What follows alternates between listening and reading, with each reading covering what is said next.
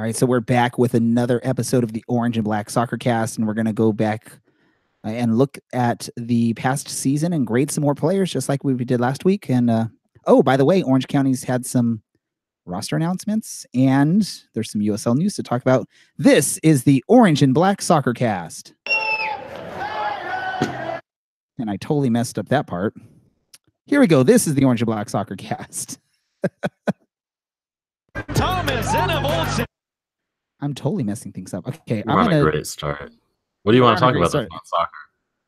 There we go. Right. I'm gonna those of you listening live, this is what happens when we broadcast live. We're gonna just start all over. Well, you should just leave this for everyone. Yeah, we should just leave this. This is the Orange and Black Soccer Cast. And now the music doesn't work. The first playoff game ever played in Orange County. There's a 1-2. Godoy. He's found a great ball. Enevoldsen. Plenty of time. He smashes it home and doubles the visitors' lead. Thomas Enevoldsen. Now Segber sprinting forward on the counterattack. A little handsy there. Crosses it.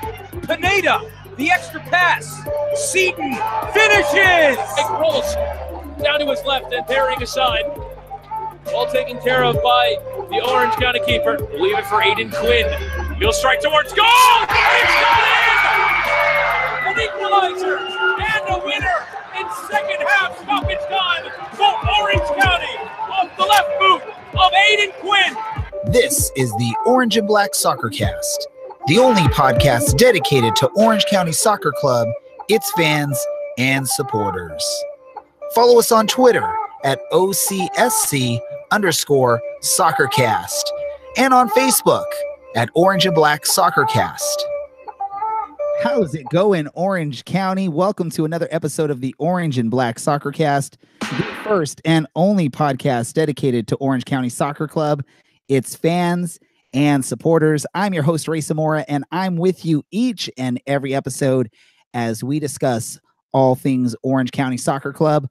And joining me as he does each and every episode, we've got Dylan from County Line Coalition. Dylan, how are we doing? Oh, man, it's busy. It's the middle of my finals week. I'm dying. But I'm here, right? This is the best part of my week, especially this week. Get to talk about soccer for about an hour. Take a break away from those finals. And listeners, you should feel grateful because I think Dylan's trying to work on some stuff. He's going to probably work on some of his finals work after we finish recording this episode. So again, I'll be up all night. The life of a college student, staying up all night on finals week to try and get all of that last bit of information onto your paper. Oh, what paper are you writing, Dylan? I'm writing a paper about the bell jar and the incongruity of Esther as a protagonist. So you didn't go with green eggs and ham? I didn't. Wasn't a literature piece of literature that I read this semester, unfortunately. If you get a chance, you should check it out. It's a great read. I have read it. A great plot. And I won't ruin the secret on that. But like I said, ladies and gentlemen, we're going to talk. We're going to go back through and do some more grading of the players for this past season. Last week, we went through some of the players that had limited roles with the team this past season, and now we're going to get into some players that played a little bit more throughout the season with Orange County. We're also going to discuss, because Orange County finally released some roster information, so we will talk about that, and then also some USL news. We're recording this late Wednesday. Some news sort of broke on Wednesday concerning a USL team that plays in Canada, and some, I guess they've been told, nope, you're not going to get to. And now, Twitter's a buzz, social media is a buzz. People are trying to figure out what's going on with this and what the outcome will be. And I know Dylan has an opinion on it. I have an opinion on it. I have an opinion about everything. Okay, you have an opinion about everything, Dylan. Coke or Pepsi? Water? I don't really drink soda. Well, I mean, you have an opinion about everything, don't you? Your local soda company. That's what I'm gonna say. Support your local soda company. I don't know what our local soda company is here in Orange County. I'll look it up. So we're gonna do this.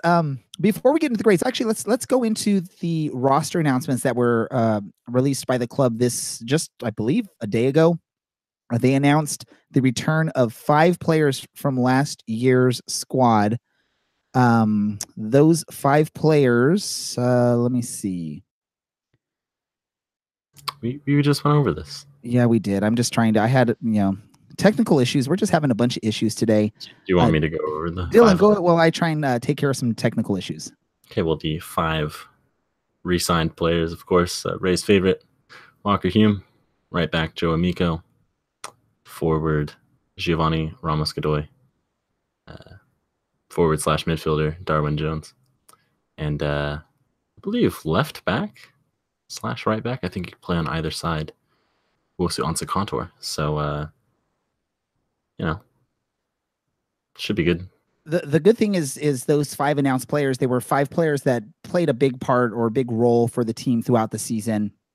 Some of them more than others. Some of them maybe took a back seat as we got towards the final stretch of the season. But definitely all 5 of those players are players you can expect to see out on the pitch for Orange County and getting some big minutes throughout the season. I believe when we're looking at those names, the one that got the least amount of minutes last season was Giovanni Godoy.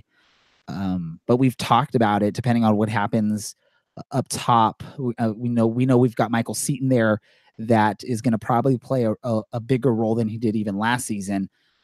But if we're going to look at the same type of strategy and we don't really bring in any other players up top, you're looking at Giovanni Godoy with an opportunity to play up on the attacking role next to Seaton and maybe filling in for Enevoldsen if Enevoldsen doesn't make a return or if we don't bring in anyone else.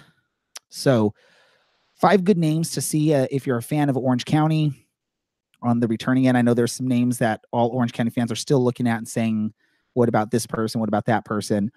We're going to hear more. The big names, I think Dylan and I were talking about it before we got started. The big names, probably not going to hear until a lot later because some of those names that have been discussed, those are players that are fringe MLS or maybe fringe first league outside of the U.S. players that are maybe looking for that type of opportunity before they decide to come back to Orange County in the USL. Out of those 5 returning names, which one has you the most excited, Dylan? Man, that's a difficult one. Probably a toss-up between Walker Hume and Joe Amico. Haven't really interacted with Walker, but it was always fun talking to Joe this past season, and he seemed to really enjoy playing here and got along with everyone. So I'm getting all warm and excited about next season already. I just remember with Joe Amico, I spoke to him after that last game, the loss in the Western Conference Finals, and the last thing he said to me was, "See you next season." So I was pretty confident he'd be back. You didn't share this with us. I think he was pretty well. I didn't want to, jump out and say something until we knew sort of an official word on that. But it was one of the things that he told me as we were both sort of ending our season. Me and Dylan as media coverage for the team, and then the players themselves. For me, the one I'm most excited maybe returning is DJ Darwin Jones. Joined us. Are you allowed to call him that? If you look at those little trading cards that the team sold this season, if you look on the back, that's what his nickname is on that card, is DJ. So yeah, DJ. Darwin Jones joined us mid-season. It took a little bit of time maybe for him to sort of get settled onto the team and figure out his role. We always knew he was a winger, but I think as with anyone that joins mid-season, it's going to take a little bit of time for them to sort of see where they're going to fit in with this group of players. But I'm excited to now be able to bring him in for training camp. Get him in there at the beginning of the season and unleashing what we can see out of him, because we saw some flashes of brilliance out of him in the season, and I just think coming in for a full season, it's probably going to be a lot better for him out there. But yeah, like you said, all those names are awesome names, and people are going to be shocked I didn't say Walker Hume is who I'm most excited. You're just saying Walker Hume so that when I say who's the best Orange County player, I say Aiden Quinn, so no one says, "Oh, you're so biased." Yeah, but Michael Seaton's back in Orange County, so everyone knows that. For what I don't even know what it is about Walker Hume. I just think I've always been one of those guys. If you know me, once I pick a player or a team or just anything that I like, I usually stick with it. I've stuck with Xbox forever since the first Xbox. I've stuck with Google since I got my first Android device, and now Google, pretty much runs my life. You're from New Jersey, are you? I got my first Google voice. All right. Sports teams, Clippers, Angels, Tottenham Hotspur, now Orange County Soccer Club. It's sort of the teams that I follow, and I'm just going to be committed to those teams. Walker Hume was one of those first players that I just sort of, I don't know if it was at the first game I watched this season, that opening match against Phoenix, if it was something I saw there or what it was, but it's just one of those players that I'm like, ooh, that's a guy that's going to make a good impression or a good impact. Good impact for the team. Yes, thank you, Dylan. Yeah. So it's just because he's big and young. Let's be real. And those of you that know the remainder of that little comment there, you can just think of it to yourselves. We're not going to repeat it, or we're not going to say it here on. Yeah, that impact might be a little bit more of a euphemism than previously thought. Well, let's do this. Not a children's show anymore. We're doing like our intro here has gone like 10 minutes now or whatever it's gone. So let's start getting into some of the actual things that we want to talk about. One of those things we want to talk about is our player grades. And we're going to start off with one of those returning players. We're going to speak about Darwin Jones. Darwin Jones, again, joined us mid-season. He was part of the, I believe, Seattle Sounders youth development program. Became available, came over to us in Orange County, and had a pretty good season for Orange County. Let's see, what did he do for us? He did score 2 goals. I believe both of those goals were in the same match. Played a little bit over 1,000 minutes combined when you look at the regular season and the playoffs. Played in all 3 of the playoff games. And I think he had an assist in the playoff final. So, Dylan, what are your thoughts on DJ, Darwin Jones? I'm going to go with calling him Darwin or Darwin Jones, because I don't know him that well. But apparently, Ray, you know him pretty well enough to call him DJ. But he was a good pickup. I didn't know who he was before we signed him. Didn't know what to expect. Kind of thought he was going to come in as maybe coverage for someone else. But actually ended up being a pretty good player throughout the season. Only scored the 2 goals, and didn't really take that many shots on target. But he was really fast out there on the wing, and I think him and Alston working in tandem put a lot of pressure on both the midfield and the defense of opposing teams, and generally seemed like it was pretty difficult to handle because they'd have to pull guys out to go and play with those 2. So I think having him come back is going to be a big pickup, but especially based on how he played this past season. And I think if that continues, we've got a lot to look forward to. Stats aren't, USL leading or anything, but definitely had a good impact on this team and was a very consistent performer. So that's the kind of thing that, the team needs moving forward. And if he keeps it up, one of the big things that excite me about him, like I said, is he's going to be coming in at the beginning of the season with a chance to sort of, he's already found his way into, what the system is for Coach Braden Cloutier. But now coming in at the beginning of the season, having a full training camp, full preseason, he's going to, I expect bigger and better things out of him than what we saw in the half season that we saw out of him. So sorry, I didn't mean to cut you off there, by the way, Dylan. No, you're all good. You're all good. It's like I'm just warming up to this week's podcast. I've been so preoccupied thinking about other things that I'm like, oh man, what are we doing? I'm not just roasting Ray for something. Let's do this. What grade would you give Darwin? And we'll go with the same grading system we did last week. We're going to do traditional, A, B, C, D, F, incomplete, withdrawal. Okay. Well, Darwin's the guy that showed up 2 weeks into the semester after dropping another class, but immediately puts his head down, gets to work, and then somehow ends up doing better than all the exams than you do. I'm going to have to give him a B. I don't want to give him anything higher because we didn't see him for a full season, but he did have a good impact once he settled in, got everything going, and he was a good player and a fast player, and I think that added a lot to our team. Giving us some width was a huge aspect of that as well. Great. I'm gonna sort of agree with you, but I'm gonna go a slight bit better. I'm gonna give him a B+. I think when he came in, didn't quite know what to expect out of him. I believe he definitely performed better than what could have been expected when you're bringing him in mid-season. The fact that he did play in all 3 of the playoff matches, I believe he started all of the playoff matches as well. So the fact that he played a big role on this team that made a deep run in the playoffs shows there was that there was a value for him being out there on the pitch while he was with Orange County. And overall, pretty solid performances in each of the matches he played in. Yeah, the stats could have been a little bit better. You could have maybe hoped for maybe another few goals or some more assists out of him. But again, I play that to, he came in mid-season, so it's sort of difficult to make that kind of transition and impact when you're coming in mid-season, trying to find your place on the team and your role and fitting in with these other players. So overall, I think he had a great season.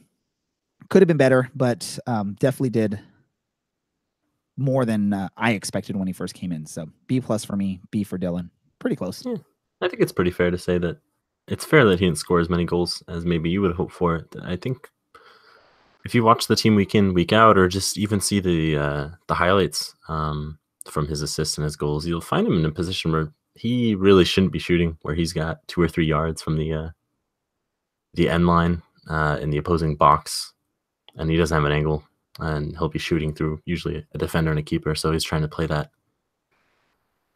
little either low cross or a ball across the 6 for either Enevoldsen or Seaton to be there to slot home. So I think it's pretty fair that most of his success is going to come from those runs, and probably we could expect definitely more definitely. than that, and maybe assists will be his bigger impact. All right, let's move on. Okay. Next, we're going to talk about a player that was on loan or was one of our loanees, came over from New England Revolution of MLS, played quite a bit early on in the season, showed some flashes of brilliance. And I think some of those flashes of brilliance early on in the season led to him being called up to New England for a good part of the later stages of the season. Didn't get much playing time in New England, but the fact that he was, asked to be over there, they sort of saw something they liked while he was with Orange County. Unfortunately for him, New England chose not to keep him after the season ended. So he's, looking for a team. Showed enough flashes of brilliance where I think he's going to get some sort of shot in MLS. Still a young player, but fingers crossed. There's always hope that if he can't find an MLS squad, he had a pretty successful run with Orange County. He played in the regular season, played 1,187 minutes with Orange County, scored 2 goals, had 4 assists, had 3 yellow cards during his time with us. And he also played in the Open Cup. He actually started and played a full match in the Open Cup and got a goal in the Open Cup. Did he get that with us, or did he get that with New England? I don't know. No, he actually got called up to New England for that. Okay, so he didn't get, but he got a goal in the Cup, which was awesome, even though it was for New England. So didn't play with us for the Open Cup. Sorry for that, folks. The side I'm looking on doesn't break it down well enough for me on that. But still, a young player on loan in Orange County. His team is all the way across the continent, or not the continent. Oh yeah, the continent, the country. Mark Segbers, I feel like, he was one of those players you didn't really know what to expect out of him when he's coming in as a loanee on your team, and what he did for Orange County, I'm pleasantly surprised and pleased with what he did. Probably one of the reasons why a player like Nensel Selbo was expendable mid-season was because of what Segbers was able to do when he got his chances. Dylan, what are your thoughts? I think that's a pretty fair assessment of his season. I think he's got pretty similar stats in comparing him to Darwin Jones, or DJ, as he's been calling him this episode. But I think they're both strong players. I'm confused as to why the Revs called him up. I don't think they played him all that much, and they really had nothing going for them anyway, so they probably should have been playing their youth and testing those guys at an MLS level. At the same time, I can see why they didn't, not trying to kill those guys' confidence playing for a team that's getting rolled over every week. But for us, he was strong. I don't think we really got to see the full picture because he got called back by the Revs. But I think, for the level that Orange County is at, he was a good player. Again, nothing. If you're playing about 1,200 minutes, you're not going to be one of the standout players. You'll be seeing closer to 2,500 minutes if you're at the top end of the club. But far more than that guy that's just there to develop for the future or pick up some minutes here and there as a backup player. I think he's a quality USL first team level right now, and he's young. He's only 22, so he's got a lot of time in front of him, and I'd be curious to see how he develops. I think he'd be a solid pickup for Orange County, even if he is really similar in his playing style and his talent level to Darwin Jones. He's got a few years more to develop, so we could see something better out of him if they did re-sign him. But overall, he had a pretty decent season, I think. I would have to give him a B, just as I did with Darwin Jones. Again, just about the same stats, really, and just about the same impact as well. So just to sort of piggyback or not piggyback, but go back to what you mentioned with him at New England and getting limited playing time. He did play the Open Cup match with them, in which he scored a goal, played the full 90 minutes. But other than that, he appeared in one other match, an MLS match, and played 44 minutes in that match. So a little confusing there when he was actually getting a lot of playing time with Orange County. So if you're New England, maybe, I don't know, it's one of those games. And the one thing with him is I'd love to have him back in Orange County, but I think he's one of those players that's young enough that a MLS team will probably be willing to take a chance on him and bring him in and, hopefully hit a home run on finding a diamond in the rough there with a player that hasn't got much of a chance yet in MLS, that's young enough that can still develop. And, like you said, if you were to bring him back, we have Darwin Jones coming back. If you bring Segbers back, they're very similar in style, in play, in positioning.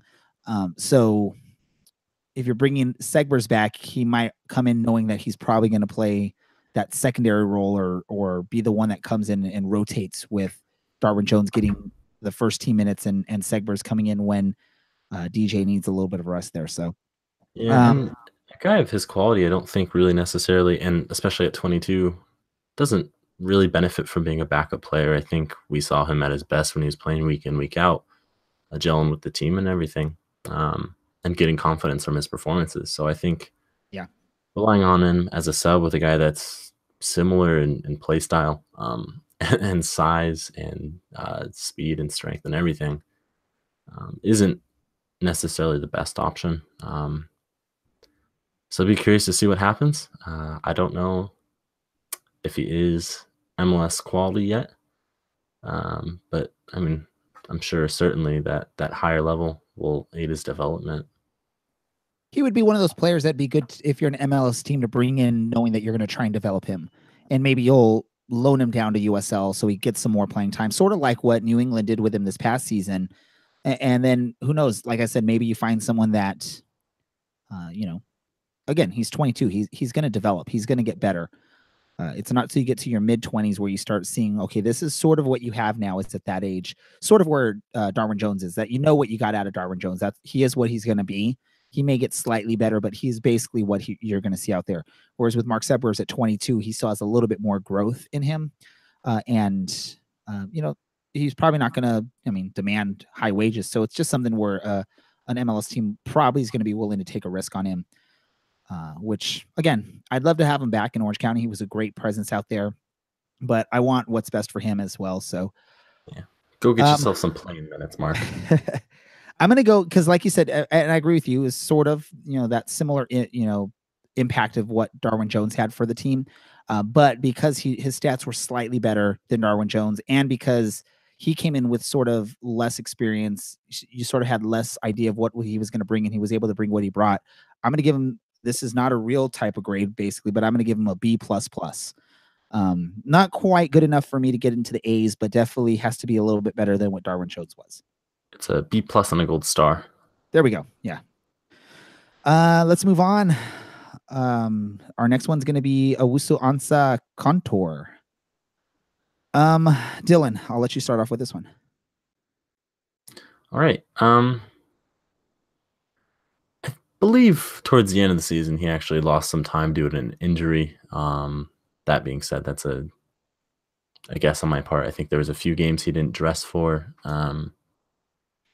He seemed to generally have pretty good games. The only game that I think he had a pretty poor game was the first half against Timbers here in Orange County. That being said, so did the rest of the team.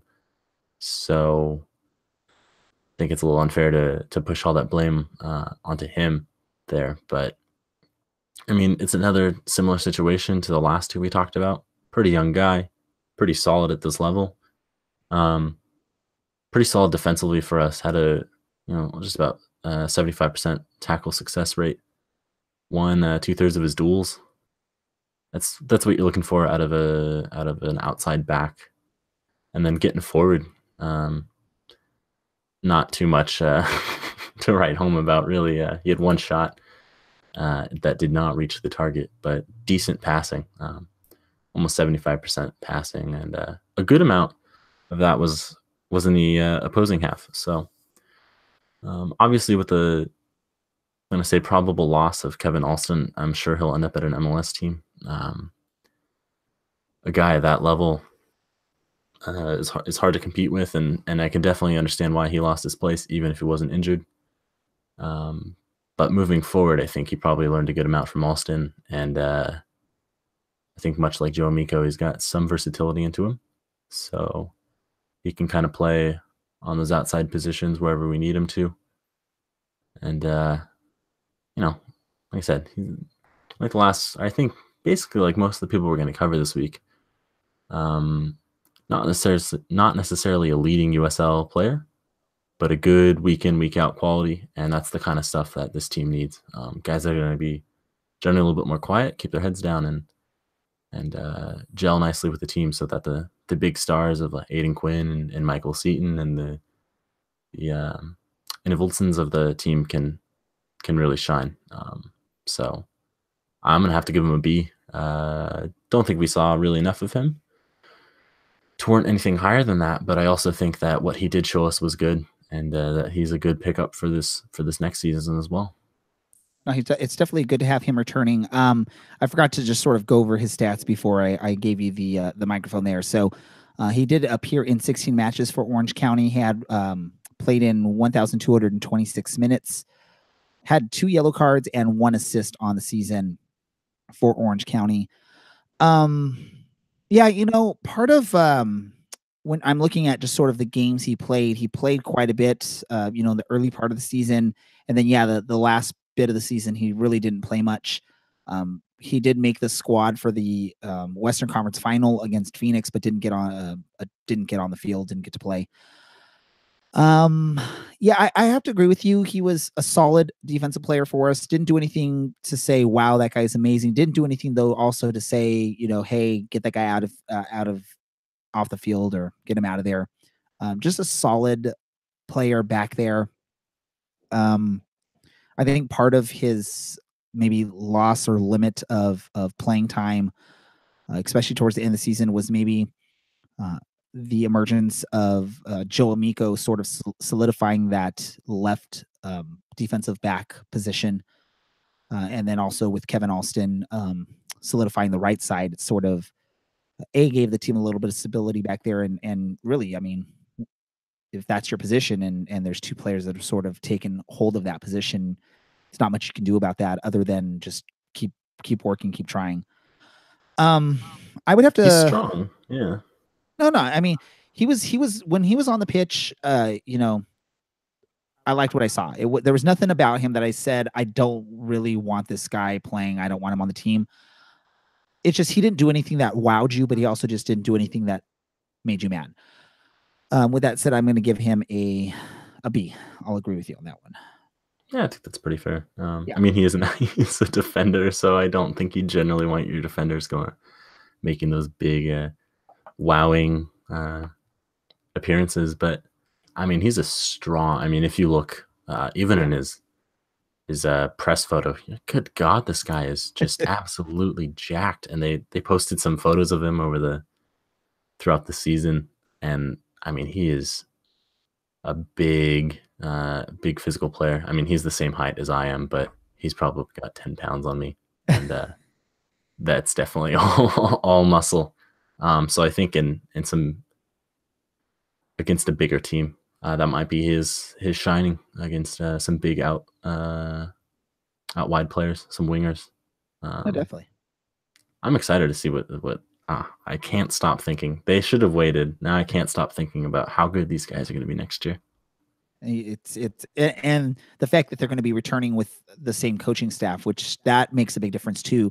When you're not having to learn a whole new playing style, you already know what the coach expects out of you. You already know what the game plan is going to be. So now you can go into the off season and into the preseason having trained for that type of style and that type of play that's going to be expected out of you. So that's awesome. And that's why, seeing some of these names and these players we're talking about, I mean, it's exciting. Let's move on. The next one we're going to talk about is a player that played his final season in professional soccer as a player. The team celebrated, his final regular season match. I think the team would have hoped to make it to the finals in his final season, which would have been an awesome story. But of course, we're talking about Richard Chaplow here. Richard Chaplow, in the regular season, he played in 23 matches. Or no, I'm sorry, he played in 21 matches. Let's see, what did he do for us? 21 matches. He scored 2 goals, 1 assist. Was very disciplined on defense. Didn't get any red or yellow cards, it looks like, and played just over 1,000 minutes in the regular season. He also played in all 3 matches in the playoffs. Played 227 minutes there. He did get a yellow card in the playoffs. No goals, no assists there. Oh, and he also was out there for 8 minutes in the Open Cup, came in as a late sub in that match. Richard Chaplow, I mean, it's hard to maybe grade him just on the season just because of what we know, what impact he's had with this team over the last few seasons.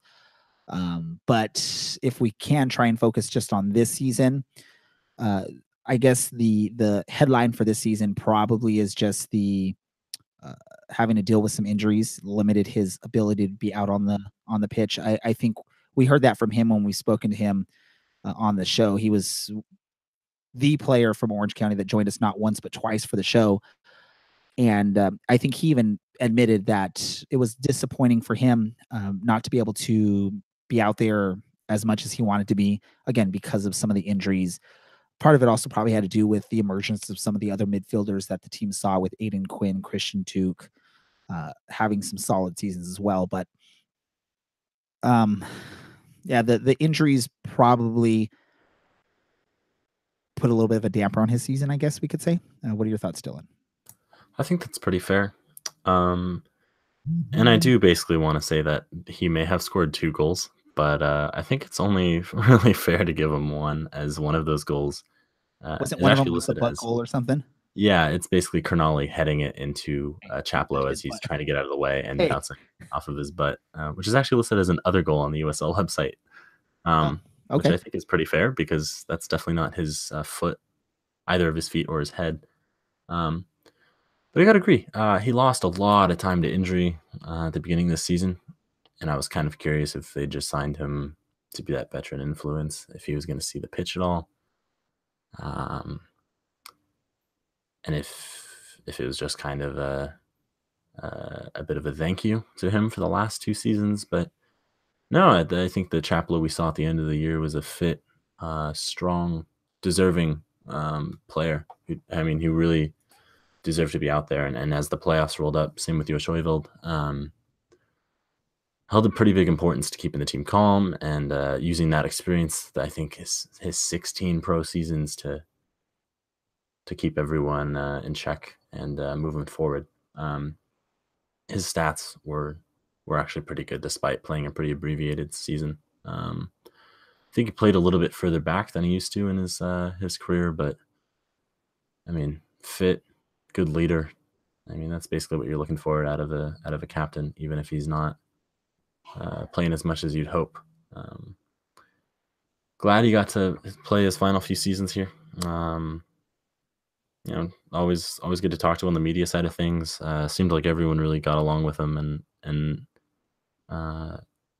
he was always chatting with people on the sideline and chatting with Braden if he got subbed off or before he was coming on. So I know he talked a lot about wanting to be a coach in the future, and I think he'll probably make a pretty good coach. Not necessarily ever one of our star players, but just that guy that's going to show up and do his job and try and leave things better than how he found him. I think that's pretty true what he did with his club.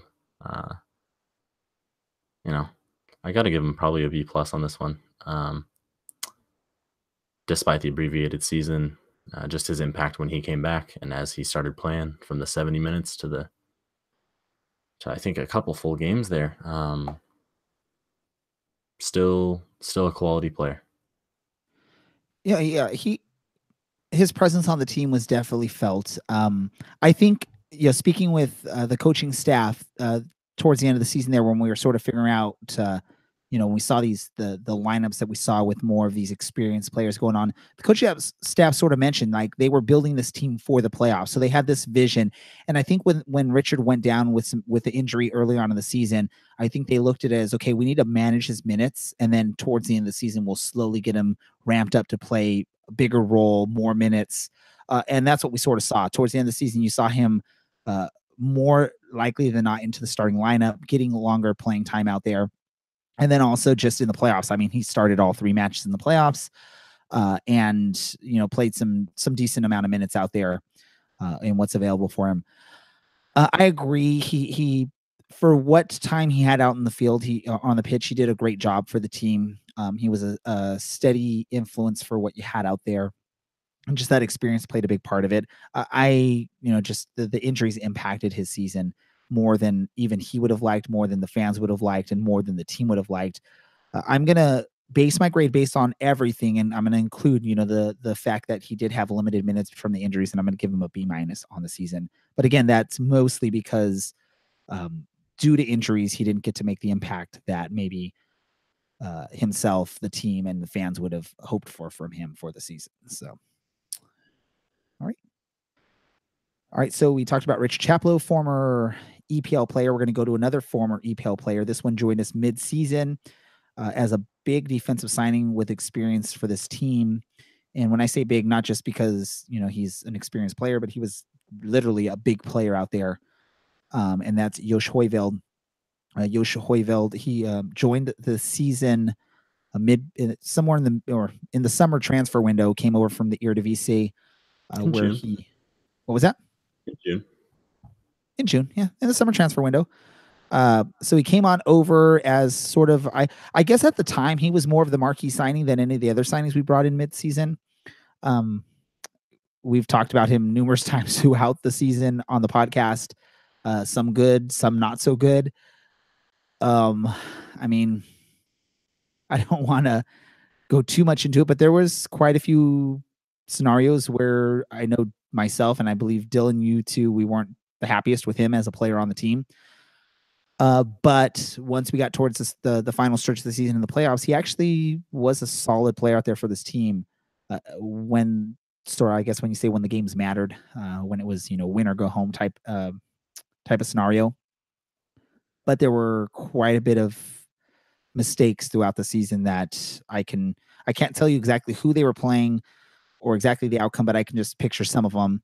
And we even sort of joked about it throughout the season on our podcast. He didn't, you could always chalk one big error from him when he was out there in the match. What are your thoughts, Dylan? Yeah, I think that's pretty fair. Started joking around, calling it being Yoshed. And that was really the tail of the beginning of his tenure with Orange County. He had a pretty solid first game against Los Dos up in Carson. And then I think up against a more quality team, and then If he was just having an off day, I'm not sure. If it was just the demands of playing week in, week out, he looked shaky and, as you said, basically always prone to one big mistake that seemed to punish us. But as the season wore on, and the going got tougher, I think he really kind of clamped down on those issues. A guy of his experience level is probably just, as he gets those game minutes and gets match fit, probably sorting out those errors, probably going over, and knows that his place isn't cemented if he's making those errors. But seemed to gel along well with the team, despite those mistakes, and it seemed like his fellow defensemen trusted him.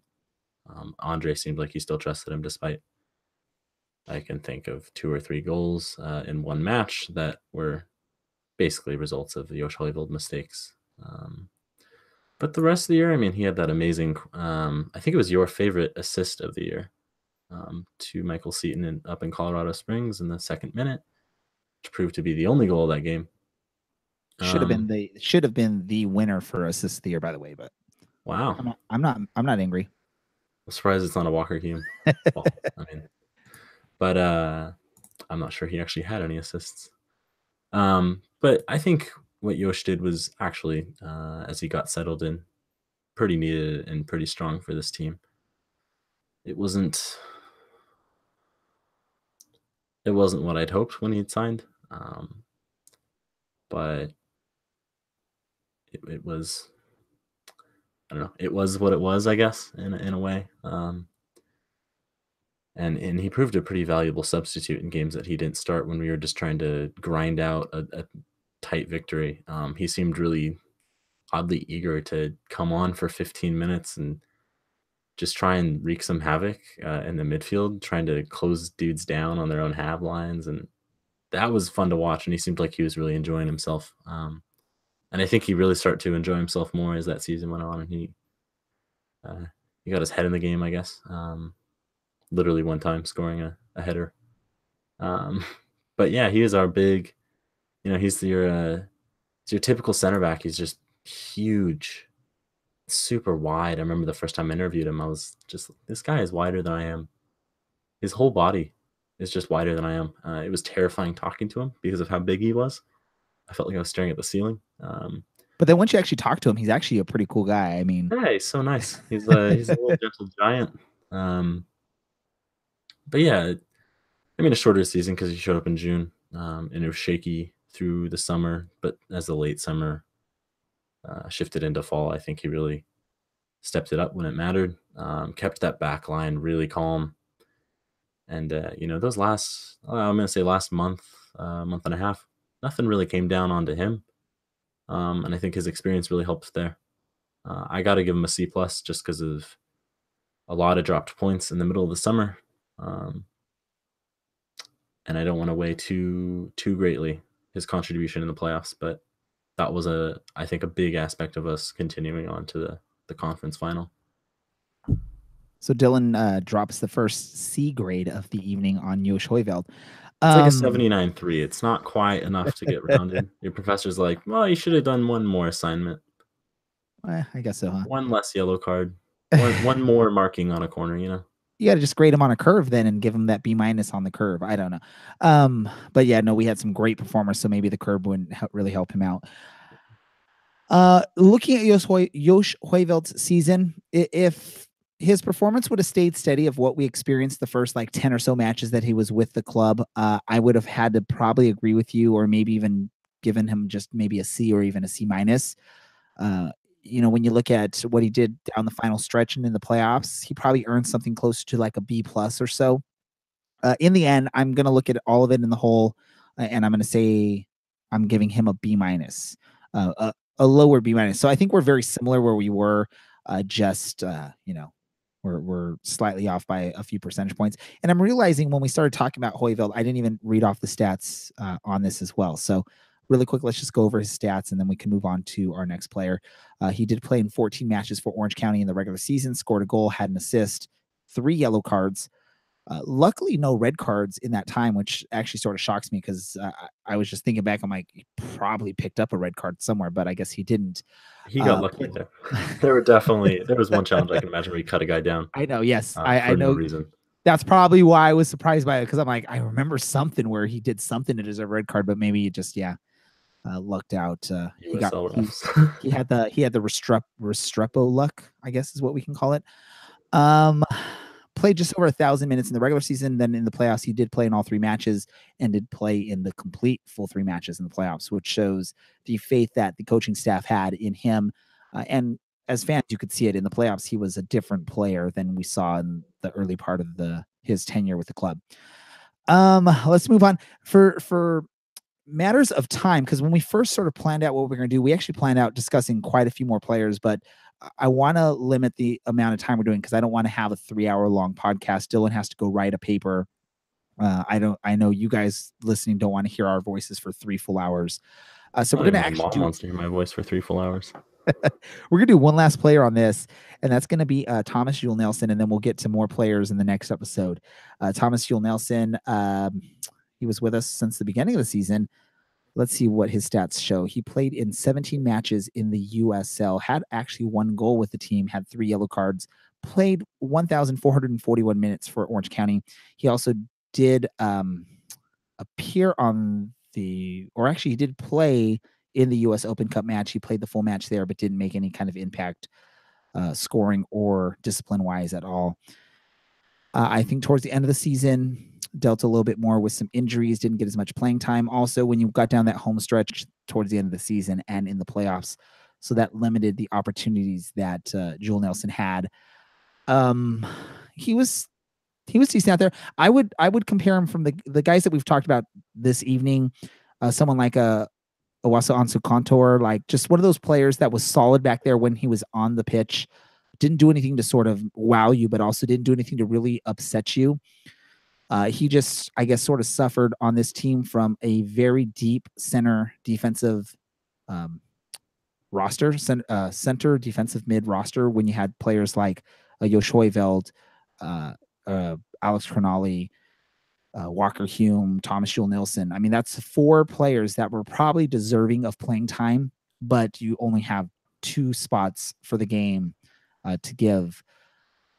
That was probably his biggest, or the biggest reason why we didn't see more of him, and also some injury issues that I think he had throughout the season. But again, nothing spectacular, nothing really like make you say get him off the pitch. Just sort of a solid performer when he did have his opportunities. Yeah, I think that's pretty fair. Didn't see him too much because of that late season injury, but he and Walker Hume, when given that chance up in Fresno, had an amazing game together. And I mean, I know Walker got named to Team of the Week for that one, but I think Jules Nelson also could have been named to the Team of the Week. He was actually a pretty good player for us. I think he deserved more playing time than he received before his injury, and then afterwards. Of course, it's going to be hard, and not really the place for you to come back from an injury when you're battling out 90-minute grudge matches in the playoffs. So, man, this kind of sucks. I was expecting a little bit more out of him necessarily, but when you get injured, not too much you can do. I'd say he's probably in his prime as a defender. I'd say it's another quality USL central defender, or another solid USL level player. I'd be happy to see him back next year. I would have to say I'd probably give him about a B. Nothing too stand out there. Pretty decent stats all around defensively and getting forward a little bit. Playing it off to our more creative players moving forward. But, you know, anytime someone doesn't necessarily have a full season or a huge impact that we can't necessarily say, oh, you know, week in, week out, he saved us. Don't think it's too fair to give him something too high. So I'm going to have to go with a straight B on this one. I'm going to come out and say I hope we see him next year as well. So I'm going to agree with you. I think this is the only time we're actually agreeing on the grade. I'm going to give him a B as well. Again, sort of similar to what you said, just because He was just solid back there for the team. I agree with you too as well. I'd love to see him back. He's right there in his prime as an athlete, and as of right now, the only central mid defensive player we have is Walker Hume on the roster. So of course we're going to need more of that. I don't think we're going to see Alex Crognale back. I think he's going to finally get his shot with Columbus. And Hoivild, you could potentially see back, but you're going to get someone that's 36 years old back. I mean, you can't really expect much out of a player that if you were to get him back. I'm not saying I know anything about him. I'm just saying that's an option there. Yeah, it'd be a big ask to have a 36-year-old play 34 matches plus the playoffs. I mean, I would say this. I would say this as a fan. Hume and Joel Nelson, not a bad center defensive pairing there to have from what we saw from them in their limited playing time in the season. You could do a lot worse than those two players back there. And so, yeah, I agree with you on the grade and pretty much all the reasoning behind it. So, all right, so there we go. We talked about Darwin Jones. Dylan gave him a B. I gave him a B+. Mark Segbers, Dylan gave him a B. I gave him a B++. Owusu Ansah-Kontor, Dylan gave him a B. I gave him a I guess we agreed on that one too, because I'm looking at my notes. I think I gave him a B as well. So we did have another agreement there. Richard Chaplow, Dylan gave a B+. I gave a B-. Josh Hoivild, Dylan gave a C+. I gave a B-. Thomas Juul-Nielsen, we both gave a B. So Dylan gave the only C of the night to Josh Hoivild. Yosh, if you want, text me. I'll give you Dylan's address. It's a C+. I'm joking. Let's do this. Game. Like I said, we'll get into more grades on our next episode. We're probably going to have a couple more episodes of grades. We'll get into those. I mean, this gives us an opportunity to talk more about Orange County Soccer Club for you guys. And who knows, between now and all that, we're going to probably get more roster information. The new calendar is coming out here in a few weeks. So it's definitely getting closer to where we're going to start seeing some finalization of rosters. I know they're going to have some tryouts in January for those interested in joining Orange County. Let's talk about this because there was some crazy news that came out, just USL news that came out again, like we said on Wednesday, with Ottawa Fury. What is it CONCACAF or what? Who is it that is the governing body? It's CONCACAF. Yeah, CONCACAF. They basically told Ottawa Fury, we're not going to give you sanctioning for playing in the 2019 season. The reasoning behind it is, I guess, Ottawa Fury was given an exception to play in USL, which is a US-based league, because there was no first division in Canada. Canada is starting up the Canadian Premier League for next season, and CONCACAF basically said, hey, if you want to play soccer, that's where you should have been playing and not in the USL. We're not giving you that, I guess, free pass exemption, whatever you want to call it. I mean, it's just the early stages of this whole craziness. And I know there was people on Twitter talking about it. I know for the Beautiful Game Network, which our podcast is a part of, we have our Slack channel and people were talking about that, just sort of trying to figure out what's this going to mean? Is this going to last? Is this going to stand, or what's going to happen? I know, Dylan, you had some thoughts on this. What do you let our listeners know what your thoughts are on sort of what's going on with this? Basically, I see it as probably the CPL pressuring CONCACAF into not letting the Fury play in the USL. The Fury's owners did turn down the opportunity to play in the CPL in favor of the more stable USL. And there's no denying that this league is becoming more stable, though I'd say even the last 2 years it's made leaps and bounds. But it doesn't really make any sense for the Fury not being allowed to play in an American-based league when the Whitecaps, Impact de Montreal, and Toronto also play in an American-based league in the MLS. And then you've also got Toronto 2 or Toronto playing in USL League One. You either have to have all of them go, and you're going to have Toronto just absolutely destroy that league with Michael Bradley and what is it? Giovanni Giovinco? I don't even know his name. Giovinco. Thank you. Dos Santos? No? Sebastian Giovinco. That's the Galaxy player. So obviously I don't know anything about the MLS. The little tiny guy that's really fast. Yeah, he's like 5'7", something like that. But you basically either have to have all those teams go and have, some lopsided top-heavy league, or you let them decide. And I think you have to have them decide because there aren't any motions against any of the aforementioned teams not letting them play in the MLS or in USL League One. Canadian Premier League does say that they want a club-based structure, so they don't need this. It really doesn't make any sense either to force a team to be in a league when you want it to be club-based. Maybe if they determine to have something worthwhile and actually stable, but as for now, this could go the route of the NASL and go south within a year. I mean, Canada is just as big as the US, and they've got a bigger spread of teams, where they've got the Halifax Wanderers way out there east of Maine, and then they've got Pacific FC, which I think is going to be playing in Victoria, which is basically just west of Vancouver.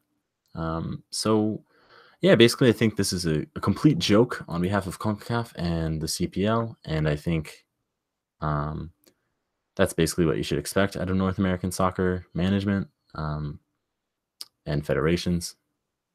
But I think once the Fury and supposedly the USL take this out to court and get some lawyers involved to fight this, that it'll probably end pretty quickly.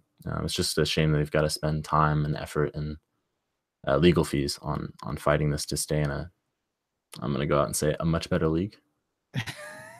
I mean, the CPL hasn't had any games, so we can't say that. But I think the USL kind of has a good idea of what they're doing, having existed for this long and becoming more and more stable and legitimate each year. And throwing that all away in favor of an unproven league just it seems pretty stupid. That's the sad part of it is they're going to have to spend all this money now to try and fight this legally, and who knows if it can get resolved in time for the 2019 season, which that is a big financial detriment to a team that already has, I believe I was looking it up, they have like 13 players under contract already for next season. I believe, and basically just to let everyone know, the information I got on this was from the NBC Sports website. So NBC Sports, thank you for providing some information to me on this. But I believe the information was like they've sold like 1,500 season seats for now, a team that these fans are expecting them to play in the USL, which nothing against Canadian Premier League, but the expectations is that the USL is going to be a more competitive league. There's going to be better quality players in it. So when you're selling your fans on that and they're buying the tickets, now you have to say, oh, by the way, now we're going to have to potentially play in the Canadian Premier League. Rumor has it that schedules have already started, like first rounds of schedules have already sort of been released. So it's going to have this impact on not just the USL, but on the Canadian Premier League. What do we need to do? We don't know where this team's going to be. And if this gets dragged out in court, again, it's potentially now you have this team that's a pretty solid team that now is being told is going to have to maybe sit out for a season, which can be a detriment to a team like this. I think the bigger concern is that a lot of people have is why Ottawa? Why is Toronto 2 going to be allowed to play in League One? Why is Toronto, Vancouver, and Montreal allowed to play in MLS? If this whole exception is you got to play in the American League because there was no first division in Canada. Well, now there's a first division Canada. So force all the Canadian teams up there if you're really going to be this type of, I guess, governing body. The big conflict now is people are talking about, well, the guy that made this decision for CONCACAF, he basically was one of the guys that was spearheading the whole Canadian Premier League movement. So that's sort of a conflict of interest going on there. There's just so much stuff going on here that's weird. And I get it, Dylan, and I know you're not alone on this, thinking that, CONCACAF doesn't really have a leg to stand on this, that Ottawa should easily be able to fight this, but they don't even have the club's best interests. I mean, honestly, they're going to make more money in the USL than they will in the Canadian Premier League for the first season. If you look at the list of the teams that are playing in the Canadian Premier League, you said there's some team in Halifax. I mean, none of these teams, I don't think any soccer fan outside of those cities probably even know what these teams are. Even, and people are going to say, well, that's a US bias against Canadian, sports stuff. Hey, I know a little bit about, the Canadian. I know there's like a Canadian football league. I've heard of some teams out there like the Toronto Argonauts or something like that. I mean, I don't know anything about those teams, but I've at least heard of them. I haven't heard of one single one of the Canadian Premier League, starting, first, I think it's 7 teams that are there for the first season or whatever it is. I've never heard of any of those teams. It's sad. Like you said, it doesn't seem like CONCACAF has doesn't have the team's best interest. They're just sort of saying, and again, this is where this whole conspiracy theory is going to jump in, is it's this guy that basically was one of the guys that said we need a Canadian Premier League that's making the decision for CONCACAF, saying, hey, Ottawa, tough luck. You're not going to get to play in USL. And I mean, why them? Why not the other teams? It just seems fishy to me. Yeah, I mean, and this speaks basically of all governing bodies, is that they don't actually serve the clubs any real purpose. They essentially exist to make money. I mean, soccer or football, because we are talking about Canadians here, is a money-making venture. And as the head of a governing body, as the head of a governing body, your job is to make sure as much money gets into that body as possible. Not only to keep your own job, but to develop it a little bit more and get more out of it as it continues. So, I mean, yeah, there's the conflict of interest. He used to be the president of the Canadian Soccer Association, and now he's the president of CONCACAF. But, I mean, it's a joke. And I'm glad here that the teams and that the USL, at least what they said earlier, are planning to kind of stand up to that and say, oh, this isn't at all what we want, and we don't think it's going to be good for the business. And basically, I think it's going to come down to either Ottawa is going to stay, or we are going to see all of those Canadian teams have to play in the CPL. I think that's the only fair and obviously legitimate way that could even stand. So we'll see you in 2019, Ottawa. I believe in you. You guys are like the best run team in Ottawa, because the Sens are not.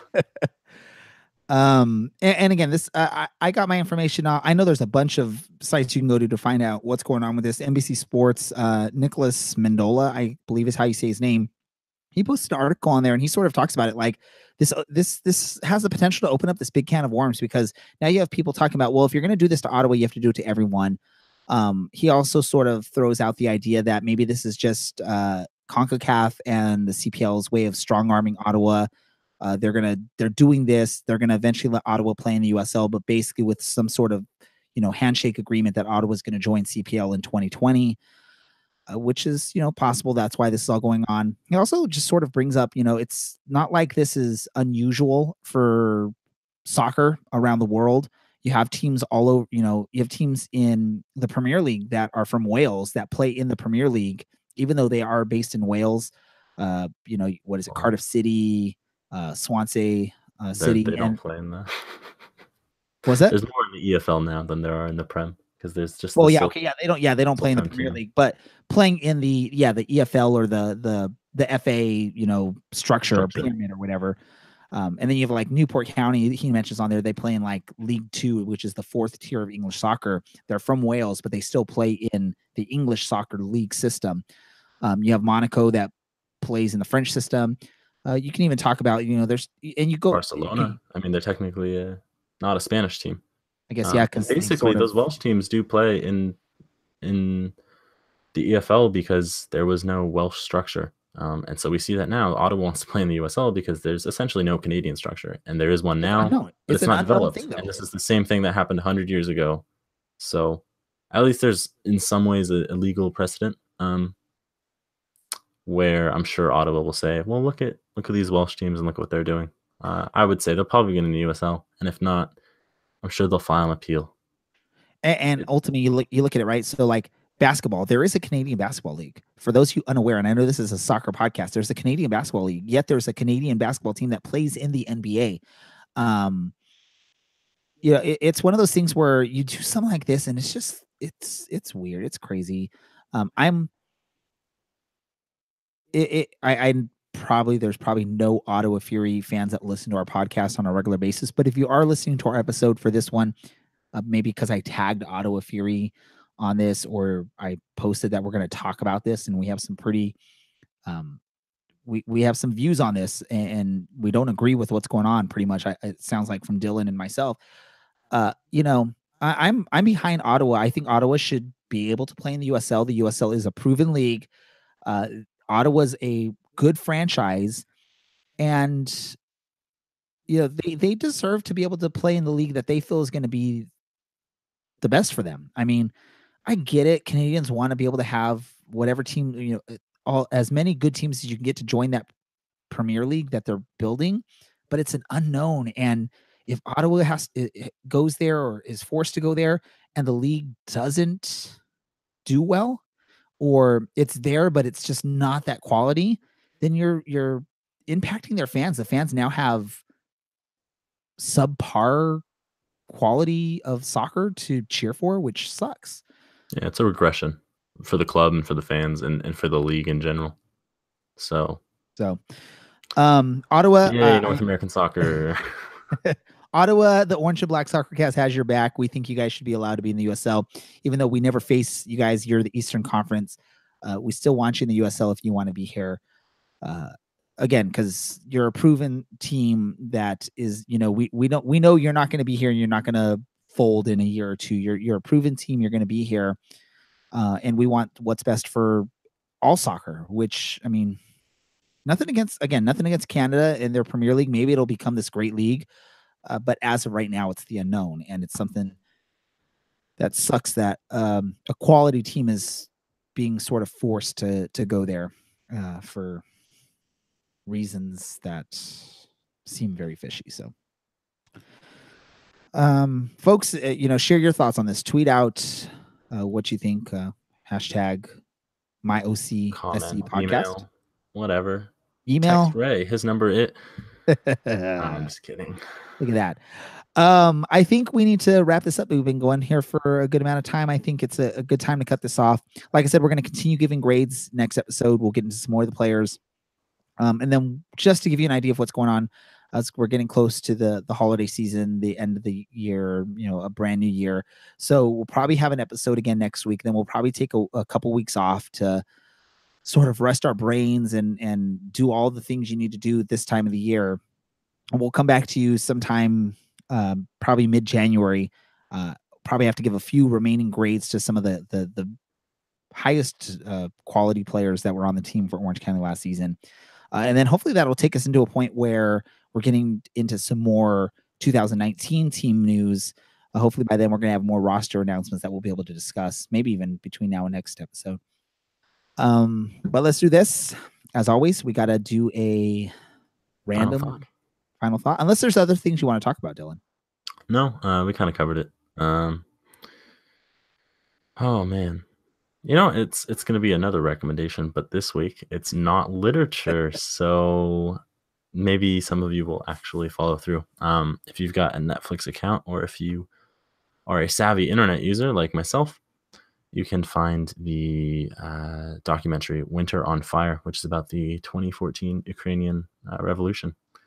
It's really good, but it's not one to watch with your kids. It's sometimes a little bit hard to watch. So wouldn't recommend that for those of you who watch things with your younger children. But yeah, that's a good one. And I think that's my biggest thought for this week. My brain is pretty fried from finals, so I apologize to everyone. And you still have more to go. Dylan's gonna give some Netflix recommendations. I guess I'll have to give one to Netflix, not Netflix. Mine's also a documentary, actually. But it is definitely not about some revolution in the Ukraine. I was, and this is an older documentary. It's probably been on for a while, but I was given a recommendation from a friend who shares the same taste in music as I do. But there's a great documentary called The Evolution of Hip Hop. For those of you that love hip hop, rap music, it's a great watch. There's, I think, 8 episodes. spanning from the beginning, the origins of it, all the way through, what you have more recently. It's pretty cool for me as a big. I've been a big hip hop fan forever. It was awesome to just sort of watch it, and I'm watching. I'm like, okay, this episode is about the Bay Area. They have to talk about this, and this, and of course, that's what I see on there. So it's pretty cool watch. So if you don't want to watch anything about the Ukrainian war, you want to watch something based on music, watch that. Other thing is with Richard Chaplow retiring, Orange County, you need to find yourself an English player to replace him. We need to have someone from England on the roster. I don't care what you do, who it is, get someone. Rumor is it Cameron Lancaster is leaving Louisville City. I know there's rumor of where he's going, but hey, maybe swoop in and get him to come out here. That'd be awesome. If not, you can always go after someone like Harry Kane or whatever from Tottenham. Yeah, sure. Like we said, those wages are probably the same. I think Phoenix might pick him up to fill in for Chris Cortez. They've probably got the wage structure in place and the money behind it to be just fine. You know what? If it takes it, I will do a GoFundMe account, and all the Orange County fans can throw in money, and we can get enough money to pay Harry Kane's wages for one match. Yeah, do you know what his release clause is? There's no release clause in soccer, buddy. Well, I guess there is, but I mean, Tottenham's not going to sell him, but maybe you can find the next Harry Kane. The funny thing is Cameron Lancaster and Harry Kane came up through Tottenham together, and I think at one point Cameron Lancaster was the higher rated player out of the two. But hey, we need someone with that English accent on our roster. So Orange County, find someone. I don't care. Harry Kane doesn't have a release clause, so this little pipe dream of yours can live on. But you're gonna have to pay like $250 million to get him, $300 million to get him. I don't think so. Everyone, please tweet at us and tell him what your thoughts about the record-breaking transfer deal that would be, and how Harry Kane is supposedly worth more than someone like Neymar or Kylian Mbappe or I don't know, Kevin De Bruyne. But yeah, tweet at us. Go on with your days, everyone. He's more valuable because he's an English player playing on an English team, and because of the way England requires you have to have so many English players on your team, that's what makes him more valuable. Oh, and he's only like 26 or something like that, 25 or whatever he is. But yeah, Orange County. This is an Orange County podcast. It is, yes. And you can find us on the Beautiful Game Network. You can find them at bgn.fm in your web browser bar, or you can find them on Twitter at TheBGNFM. Yes. But by the way, English player. Hey, fans, tweet at us and put the hashtag MyOCSC podcast. What English player, and make it reasonable, I guess. We're not going to get a Harry Kane, of course.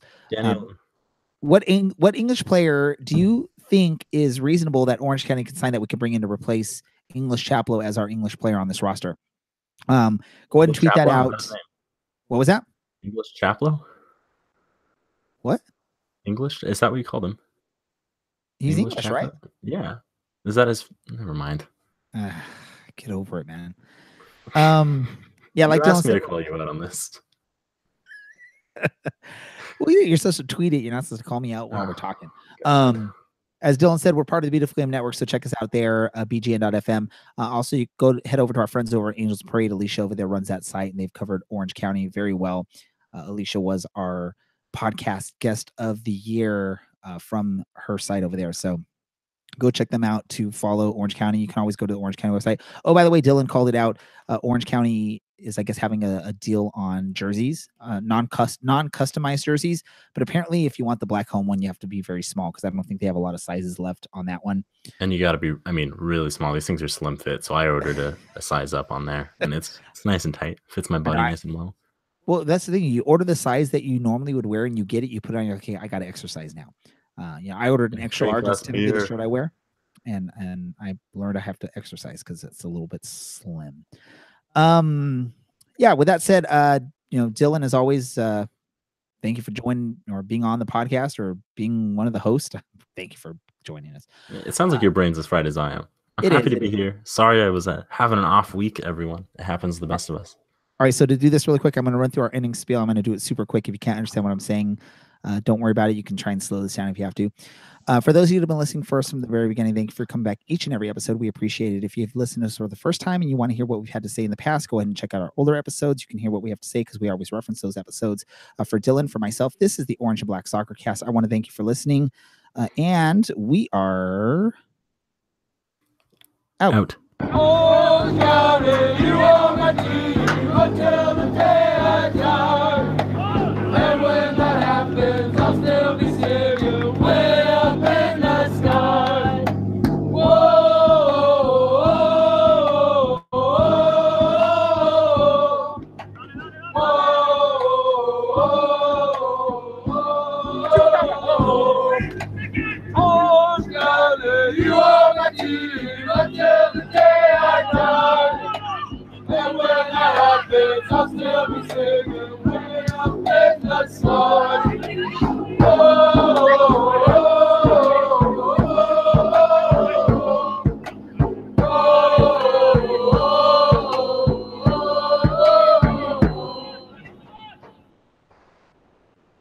Podcasts are a great way for your business to advertise to target audiences. And the Orange and Black Soccer Cast is looking for advertisers like you. If you're interested in advertising your business on our podcast, please email us at info@orangeandblacksoccercast.com. The Orange and Black Soccer Cast has joined forces with many other soccer podcasts, many of them focusing on the USL. We're now part of the Beautiful Game Network, BGN.FM.